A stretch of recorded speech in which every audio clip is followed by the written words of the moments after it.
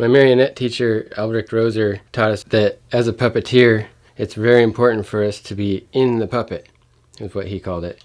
And what it means to me is that I have to focus all my awareness and presence and life energy into the object. And when I'm doing that properly, not only is the object moving beautifully and with intention, but it is emitting this life force that is so strange to see that the audience can't really help but be focused on the puppet, and then I disappear, even if I'm right there. And that's really some of the most magical power that puppetry has, I think.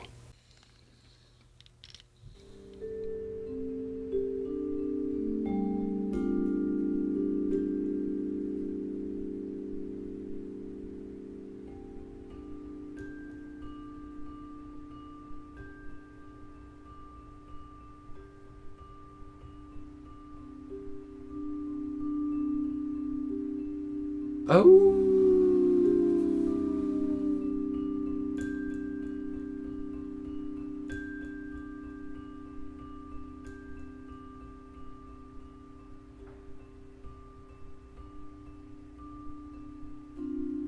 So the Yeti here, even though he's so small and relatively simple, he's got a lot of little subtle points of animation that add up to quite a lot of expression for a tiny little puppet. His shoulders that you can see, these big massive shoulders, are actually bungee mounted to his body, so when I use the arm control rods and I pull down on his arms, see how he can get this stretched kind of a look and his shoulders are down like a big gorilla or something, and then when I let go they return up, so he's got his normal stature.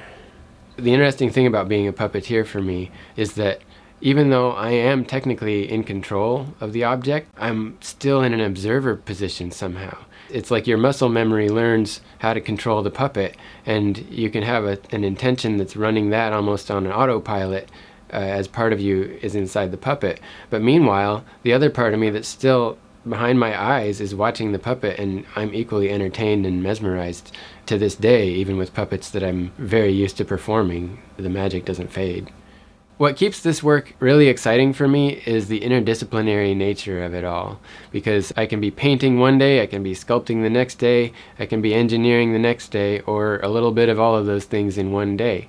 And it never gets boring because there's always a different type of thing to do. And with puppetry, there's room for all of these inspirations to come together into a beautiful result. Even though I know I can design things to work right, and I know that it's going to work because of how I've designed it, when the puppet actually comes to life, it never ceases to amaze me with how much beyond what I designed into it is there. The life that's there is unique with each puppet. In an effort to create a sanctuary where I can remain childlike and playful, I call my studios the sacred play place, because it's just that. In the midst of this world where everybody's got to go to work and make their money somehow, that there still needs to be a place for creation to arise without money as an influence and without time as a restriction to truly see what is trying to be expressed through me as an artist.